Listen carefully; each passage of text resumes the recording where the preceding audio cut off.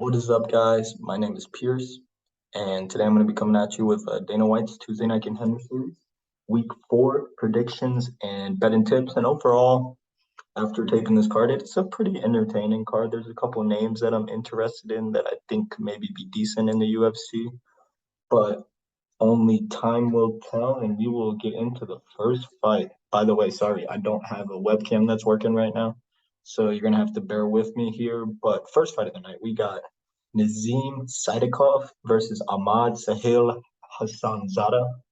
So we'll start with Nazeem. He is a 6-1 fighter fighting out of Cerro Longo MMA. So, up in New York, he's got some solid training partners, Dennis Bazooka and Charlie Campbell, who were both on Contender Series, train out of that gym. And then obviously got the champ and Aljamain Sterling there as well. But overall for Nazeem, what he does well, good striker, southpaw striker. He's got a good fundamentals, good 1-2, sneaky high kick he has as well. And in the clinch, he'll throw some knees occasionally. But overall, he's a pretty physical fighter. One thing I will say is the theme in a lot of his fights is getting kind of wrestle fucked until he's not. He's getting taken down by a lot of his opponents. I mean, that's the game plan for most of his opponents. None of his opponents have really tried to stand and bang with him. But yeah, he's getting taken down, and then some of his opponents are able to take his back. Like, for example, Elijah Harris here, 3-2 fighter, is in 2020, but Elijah Harris took his back, and that is not a good look for someone that wants to be in the UFC. But I mean, he is getting better. I have noticed in a lot of his fights, he's able to outpace his opponents. They'll go wrestle heavy game plan on him because they don't want to strike with Nazeem, and Nazeem is able to like kind of fight fight through positions. He doesn't scramble the best, but he's able to stay in the fight. He'll find his way back up to his feet up. And then he's just able at a point to just start sprawling on stuff and then maybe turn it into some grappling success for himself. And on top, Nazeem, I mean, he's nothing special. He's not a great BJJ player, but he's content if he does land on top to stay in your guard and just kind of waste away minutes. But at the end of the day, he's trying to keep it on the feet, put on that striking game of his, and kind of just put the pressure and outpace his opponents. I mean, overall, looking at his record, he hasn't really fought the best of competition straight up. And if you go back to his only loss in his professional career, it was 2018. That was a while ago, but that was a rear naked choke. Kind of like paints the picture here. But honestly, I think the way to beat him is to grapple. I mean, you can maybe stand with him. We haven't seen him really tested in the striking with someone that's an adequate striker. But yeah, the clear path to victory is to take down Nazeem and make him work in the grappling department. He does make some mistakes sometimes. He gives up his back a lot.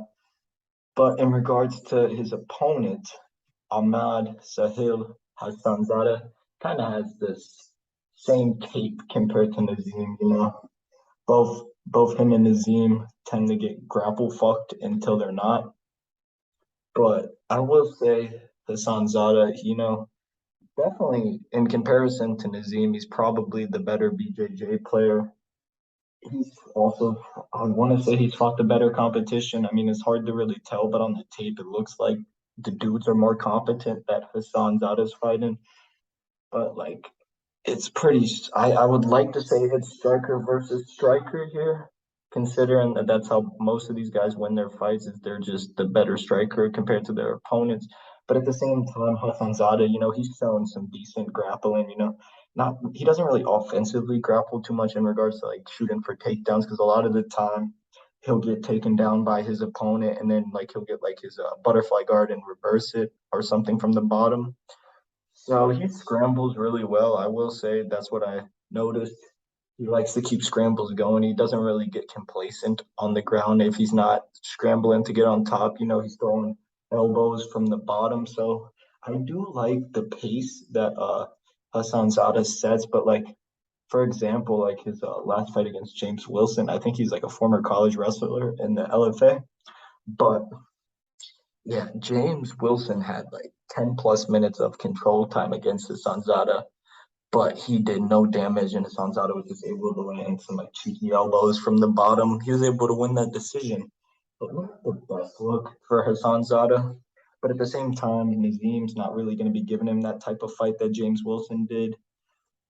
And I think what Nazeem's going to try to do, he's going to try to keep it at range with his 1-2s, try to outstrike Hassanzada. But on the feet for Hassanzada, I mean, he's very wild and kind of reckless at moments, but he kind of bites down on the mouthpiece and likes to just walk forward, throwing hard combinations. He's a very, I wouldn't say dynamic striker, but he's got some pop in his hands, and you don't want to leave your hands down for when Hassanzada is clipping you. But in my opinion, for Hassanzada, if he wants to win, I think he should honestly approach the grappling. I think he's the better BJJ player. I don't want to say by a mile, but I think he's has a lot of upside if he decides to grapple. And I see a lot of tape of Nazeem giving up his back. And I've noticed that Hassanzada, that's kind of his move. He does like to transition to the back if he gets in grappling exchanges. He's got a decent rear naked choke. I think he got it a couple times. But yeah, I mean, when you go to the odds in this fight, this is why it's like a bit surprising to me, because when I taped it, I was like, these odds should be a pick 'em. Both these dudes have like similar tape. They're fighting grapplers and they're just able to outpace them. So I thought it would be a pick 'em. But if you look at the odds here, you got Hassanzada plus 205, Nazeem Sadikov coming back in at minus 240. So what did the books open it up? They opened it, okay, I think they opened it minus 200. But see, I don't agree with these odds at all. I really think it's a pick 'em fight because of the fact that Nazeem has a lot of holes in his grappling game. So also, I want to keep an eye on Hassanzada by submission when BetOnline releases the props. That could be an interesting prop to hit. But yeah, I already took a bet for 2 units on Ahmed Hassanzada, and it's more so just like the number. I think it's really off, and I think Hassanzada could have major grappling success if he approaches the fight that way. But we'll see. Even on the feet, I wouldn't say Hassanzada's out of it, but I will give Nazeem he's probably the more technical fighter on the feet. But I'm gonna go Ahmad Sahil Hassanzada by first round submission via rear naked choke. All right, and then we'll go to the next fight. I think it's the women's fight, yeah. Haley Cowan versus Claudia whatever it is. Okay, we'll start with Claudia. I mean, she is she has lost weight. Her first couple fights professionally, she's a bit chubby, but she did cut some weight. But basically, yeah, her style, she kind of would just bully girls into the clinch, get that body lock, and then kind of like ride on the back, kind of waste away minutes. I mean, ground and pound, she's got a decent ground and pound. I mean, it's nothing like ferocious or none of that. But Claudia, yeah, I mean, striking wise, her striking's pretty non-existent. She's kind of a walk-in punching bag. And in her two losses, which were, I don't know when they were back to back in 2019. It was like the same fucking game plan. So basically, the two girls were just the better strikers. They were able to, keep the fight on the feet and just keep it in the striking distance. And they were just able to piece Claudia. And then it doesn't say, but this one, I think it was Barboza or Sam. Yeah, Barboza, she just fucking quit. She got like hit once in the body after like getting a bunch of failed takedowns, and she just quit. So that's not a good look for Claudia. But in regards to like her previous wins, I mean, went 5 rounds her last fight. I mean, not necessarily at a high pace. The girl she was fighting was kind of shit. But I mean, she's on Contender Series. I don't know how she got on the Contender Series. I guess maybe because she's girls with Josiah Nunez, if y'all are familiar with her. That's who she trains with up in Brazil. But I mean, I'm not really impressed at all with Claudia. I guess you could say she's physical in a sense where she's kind of just like bigger than these other girls and is just able to get them to the ground. But if she can't get you to the ground and she's forced to strike with you, it is not a good look. So unless she's making drastic improvements, which could happen, I think if she's not able to get takedown, she's in for a rude awakening against most opponents. But in regards to who she's fighting, Haley Cowan, I don't think she's that bad at all. I mean, UFC in regards to Haley Cowan, they're trying to find the next Holly Holm here, and she kind of reminds me in a way. Obviously, not the same talent, but she's a Dollar Tree Holly Holm, southpaw fighter. She's solid. I mean, I have not. I I would say this is probably the red flag in Haley Cowan's record is obviously you see Kelly Clayton submission loss 1 and 2. I mean, she was looking fine in that fight. It's just she got caught with a punch and shot a bad single leg and got caught in a guillotine. Shit fucking happens, but not a good look to be losing to a 1 and 2 fighter, 2 fights out from your contender series appearance. But in regards to Haley's game, so she likes to kind of like push girls up in the clinch against the cage. She does a good job of getting her underhooks. Seems to have a good understanding of what to do in the clinch, but then at range, she's kind of a long striker.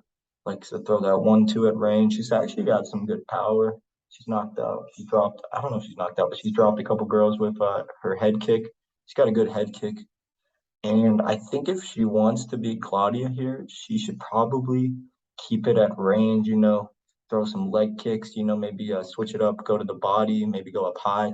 But what Haley should do is keep it at range, try to get her striking game going. And if she does get in the clinch, I have noticed sometimes she'll get over aggressive and then she'll end up losing position.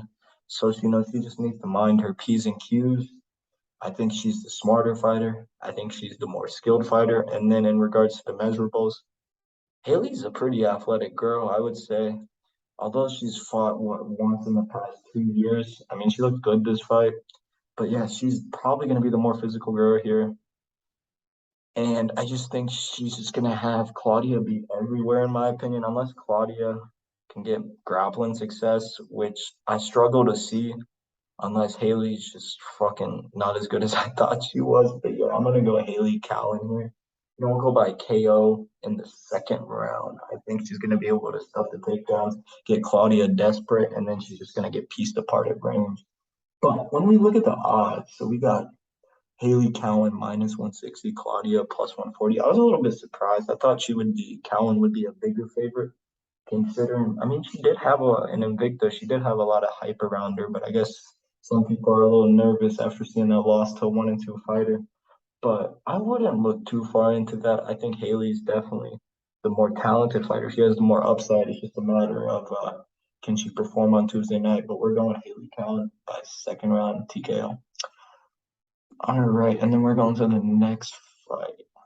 We got Jack Cartwright versus Jose Johnson.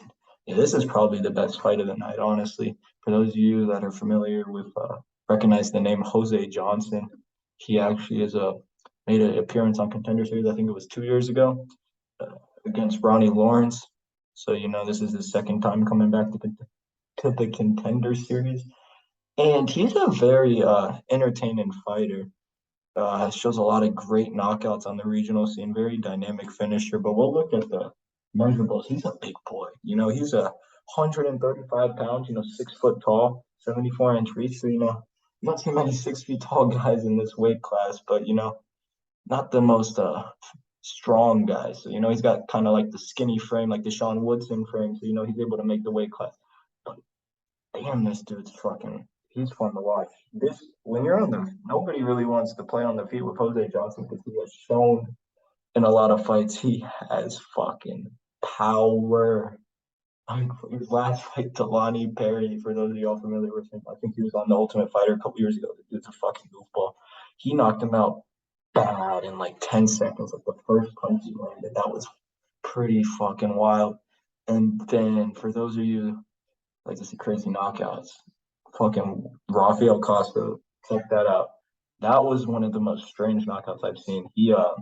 So Costa was shooting a takedown, and then like he does a little, Johnson does a little hammer fist to like the side of the head trying to defend the takedown, and then Costa just falls to the ground and he starts flopping like a fish when he's unconscious. It was pretty weird knockout, but thankfully he was okay, got up quickly. But it's an odd one. But we see the loss on Contender Series. against Ronnie Lawrence, and that kind of shows the holes, I guess you could say, in Jose Johnson's game.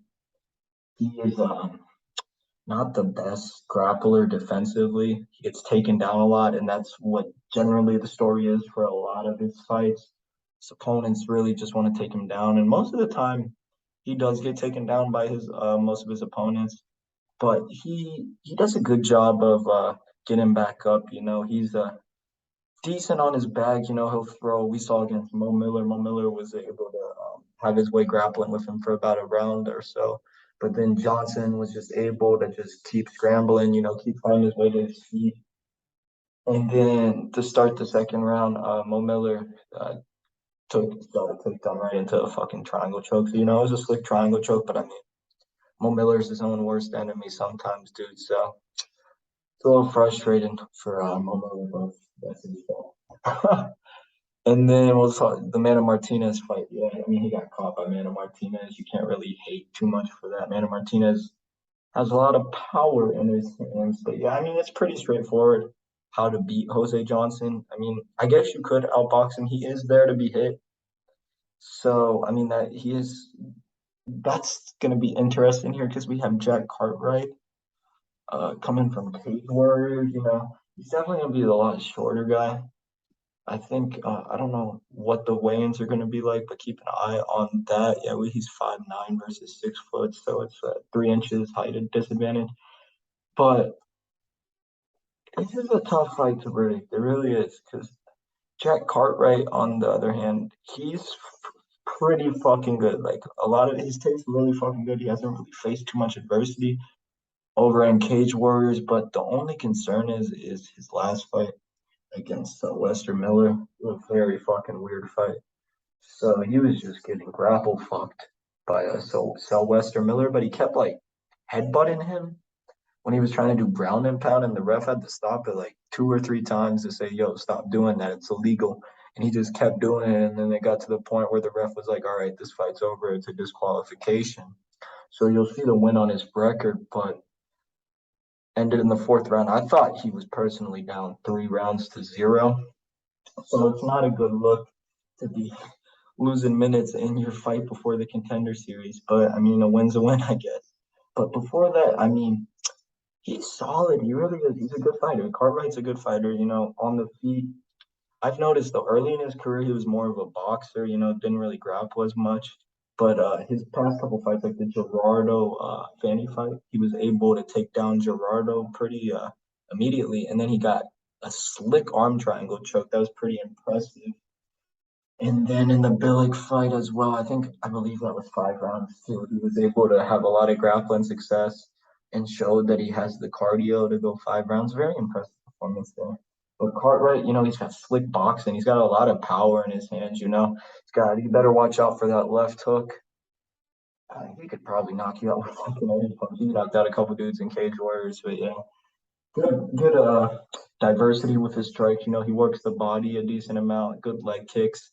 He's a solid fighter, good striker. And his wrestling, he started to show it more recently. Defensively, his wrestling looked horrible his last fight.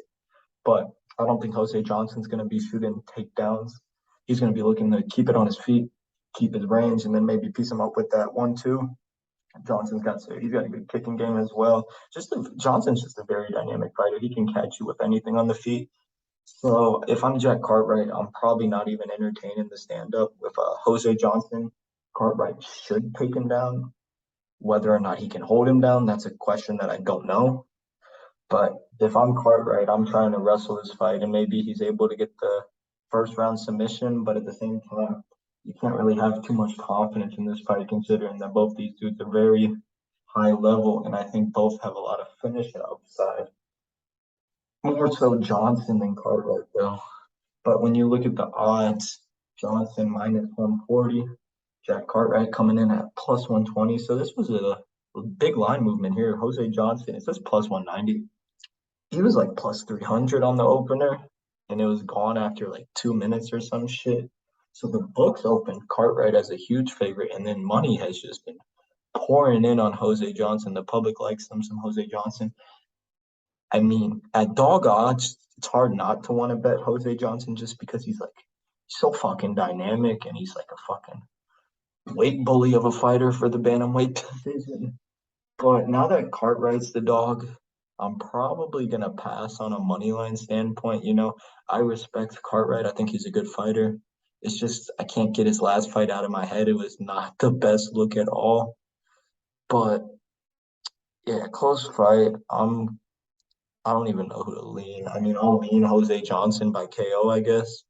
But if for betting wise, maybe look to play fight doesn't go to decision, maybe parlay that with something later on in the card. But yeah, I think the fight gets finished.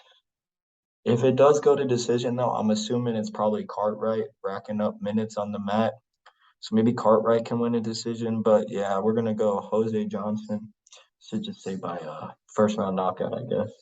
Not a lot of confidence there. But we'll go to the next fight. I believe it is. Is it Rolls? Give me a second. Yeah, it is Claudio Ribero versus Ivan Venezuela. So this is a very tough fight to cap in my opinion, but it's gonna be a fun fight. Both these dudes love to brawl. Not the most technical individuals, but they know how to put on a good fight. So we'll start with Claudio Ribero. So he's 9-2, fighting out of Sao Paulo, Brazil. I mean, he's more of a brawler, like I said. Likes to throw wild hooks in the pocket. Not a lot of straight shots coming from Claudio. Doesn't really like to wrestle at all too much. So, he's really just kind of trying to stay on the feet. Just find that knockout blow, I guess. He's been picking up a bunch of knockouts recently. But, I mean, he's wild, has a lot of power, I guess. So he can always catch you if you're not defensively sound. But in regards to his own defense, throws wild hooks in the pocket, so he's there to be fucking hit. His takedown defense is not the best either. So I mean, if he's fighting a grappler, he's in for a lot of trouble here. But luckily for him, Ivan Venezuela is pretty fucking similar to his style. So we got Ivan. This dude's I don't know if he was the Lux champion. I think he might have been actually. I think he won the belt in this fight right here against Ricardo Centeno. But yeah, he's a fucking wild man too on the feet. Throws a lot of wild hooks in the pocket too. I would say between the two, he probably has more power. But yeah, I mean, they seem like very similar fighters to me. I mean, you'll see on the record, Ivan Venezuela, Valenzuela, what is it? Yeah, Venezuela. You know, he has a couple guillotine chokes, but if someone's getting guillotine chokes on the regional scene, I think that just proves how bad the competition is. But I mean, yeah, he's his grappling wise too. His takedown defense is pretty fucking shit too. So I don't expect these two guys to grapple too much. I kind of just expect them to stand and bang on the feet, and whichever man goes down first is probably gonna be the loser. But yeah, I don't fucking know who to pick in this fight. It's a pretty 50-50 fight. We'll see what the odds say. The odds kind of reflect my thoughts too. You got -120 Claudio, +100 Ivan Venezuela. So, I mean, I'll go Claudio. No real reason why, but I'll go Claudio first round knockout. Not a lot of confidence here. One thing I will say, if you do want to make a bet, just bet the fight doesn't go to decision or the under. Probably a lot better than going on a money line for some of these dudes because they are not the best. But yeah, we'll go Claudio Ribeiro by first round knockout. All right, and then that takes us to the main event: Thomas Paul versus Esteban Rib. How do you say that? Rebo. We'll say Esteban Rebo. I don't feel like dealing with these names tonight. All right, so we'll start with Thomas Paul. I mean, I think he's an English fighter, not much grappling in him, so he's more of a brawler. Likes to find that one punch knockout on the feet. His last fight against Perry Goodwin, that was a fucking vicious knockout too. So this dude's got a lot of power in his hand. You have to respect it. I honestly, straight up, don't think he's the best fighter, but well, who am I to say that? But in the Mario Said fight, I thought he was down 2 rounds to 0. He was getting taken down a bunch. That's a big problem in his game. He doesn't have uh, any grappling to speak of really. And then a lot of the times, if he does end up on top, he'll choose to get up instead of engaging in the grappling, which kind of shows his confidence level in regards to his grappling. So, we kind of know the game plan here with Thomas Paul. He's looking to stay on the feet, find that right hand. And, output wise, I mean, he's not the highest output dude. He's more so just hunting for that one shot kill.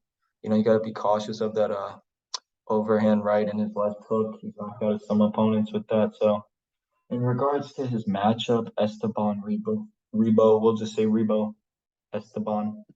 So Esteban, he's a solid fighter from the tape I saw. I mean, he was fighting in like some fucking warehouse in Brazil.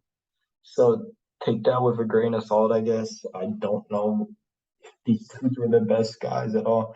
But I mean, on the tape, you know, Esteban's got power in his hands as well compared to Thomas Paul. But I will say Esteban is probably the more technical fighter. He throws straight shots, not really looping shots looking for the knockout, but he throws straight shots. He's got good leg kicks. I do like his grappling. It's not the worst either. He can go to the grappling if he gets hurt. But in this fight, I think he should just go to the grappling from the jump. I mean, on the feet, he probably is the better striker, but it's like you're playing with fire. You're giving Thomas Paul his one way to win the fight, which is on the feet. So if I'm Esteban, I'm honestly going for the takedown immediately. And I think he can get Thomas Paul down. I mean, Thomas Paul doesn't really do a great job of getting up off of his back once he's there. So I really feel like Esteban can have a lot of grappling success here, and I think we'll go with the submission in the first round, round one, rear naked choke by Esteban Rebo. But I mean, yeah, we'll go to the odds too. So I mean, I think Esteban's the biggest favorite on the card, minus 350. Thomas Paul coming in at plus 285. I mean, that makes sense. I think Esteban has him beat about everywhere except maybe the puncher chance. So, I mean, if it comes down to this is the last piece of your parlays, maybe look to hedge Thomas Paul by KO, just in case he bonks on him, kind of like what Chris Duncan did to Charlie Campbell a couple weeks ago. But yeah, I think Esteban's, as the odds show, he's definitely the safest parlay piece on the card. And in regards to betting tips, so obviously I said Esteban is probably the parlay piece. Maybe a parlay I'm looking at once it becomes available is Esteban and Haley Cowan parlay. Very intrigued in that. Probably get nice plus money on that. I really think the Haley Cowan line's a bit short just because people will see her record and they'll see the loss against the 1-2 fighter.